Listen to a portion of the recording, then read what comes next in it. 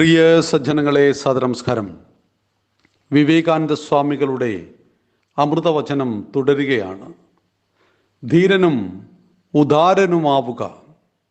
ഒരിക്കൽ Illustrated London news പത്രത്തിൽ കൊടുങ്കാറ്റിൽ സമുദ്രത്തിൽപ്പെട്ട കുറേ കപ്പലുകളെക്കുറിച്ചുള്ള വാർത്ത വായിച്ചു. ചിത്രവും ഉണ്ടായിരുന്നു.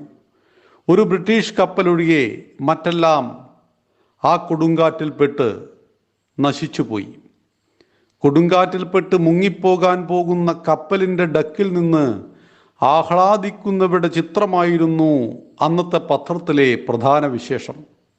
അതുപോലെ ധീരന്മാരും ഉദാരമാന്മാരുമായിരിക്കുക. നിങ്ങൾ മുങ്ങിക്കൊണ്ടിരിക്കുമ്പോൾ മറ്റുള്ളവരെ കൂടി വലിച്ചു താഴ്ത്താതിരിക്കുക.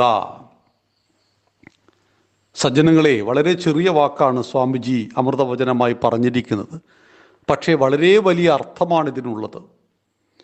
ജീവിതത്തിൽ മരണമൊരു നിഴൽ പോലെ നമ്മയെല്ലാം പിന്തുടരുന്നു. കപ്പൽ മുങ്ങിക്കൊണ്ടിരിക്കുകയാണ്. താഴെയുള്ളവർ മുങ്ങി മുകളിലെ ഡക്കിലേക്ക് വെള്ളം കയറി ഞങ്ങളെല്ലാം മരിച്ചു പോകും, മരണം മുന്നിൽ വന്നു നിൽക്കുന്നു. നമുക്ക് കരയാനും ചിരിക്കുവാനും സ്വാതന്ത്ര്യമുണ്ട്. എന്താണ് തിരഞ്ഞെടുക്കേണ്ടത്? അവിടെ അവർ തിരഞ്ഞെടുത്തത് ചിരിക്കാനായിരുന്നു. മരണത്തോടുള്ള നമ്മുടെ സമീപനം എങ്ങനെയെന്നാണ് ജീവിച്ചിരിക്കുമ്പോഴുള്ള നമ്മുടെ ധീരത.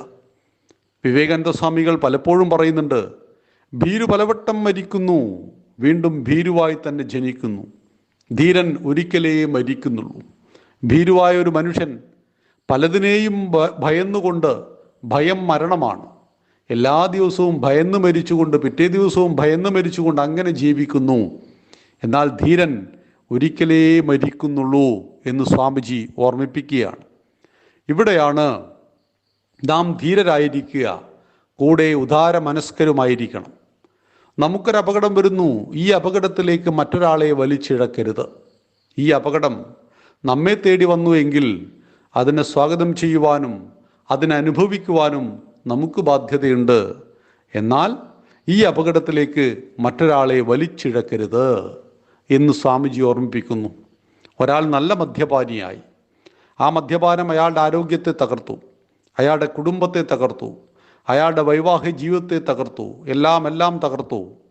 ഈ സമയത്ത് അയാൾ നിരവധി പേരെ മദ്യപാനിയാക്കുക കൂടി ചെയ്തു. താൻ സ്വയം നശിക്കുക മാത്രമല്ല, ഒരുപാട് ആളുകളെ അദ്ദേഹം നശിപ്പിക്കുകയും ചെയ്തു. ഒരു വ്യക്തി നശിക്കുമ്പോൾ അദ്ദേഹത്തിൻ്റെ കുടുംബം നശിക്കുന്നു, അദ്ദേഹത്തിൻ്റെ കുടുംബത്തിലെ ശാന്തി നശിക്കുന്നു, സകലതും നശിച്ചു പോകുന്നു. ഇവിടെ നാം എന്തായാലും മരിക്കാൻ പോകുന്നു, കൂടെ മറ്റൊരാളെ കൂട്ടേണ്ട ആവശ്യമില്ല. ഇവിടെയാണ് സ്വാമിജി നമ്മളോട് പറയുന്നത്, പ്രതിസന്ധികൾക്ക് മുന്നിൽ ധീരന്മാരായിരിക്കുക. മരണം മുന്നിൽ കാണുമ്പോഴും നമുക്ക് ചിരിക്കുവാൻ കഴിയുന്നുണ്ടോ? അതിസാഹസികമാണ്. എങ്കിൽ കൂടിയും സ്വാമിജിക്ക് അതിന് കഴിയും. അതുകൊണ്ട് തന്നെ ഇത്തരം മഹാത്മാക്കൾ ഇത്ര ദൃഢമായ വാക്കുകളെ പറയും. നന്ദി, നമസ്കാരം. വന്ദേ മാതരം.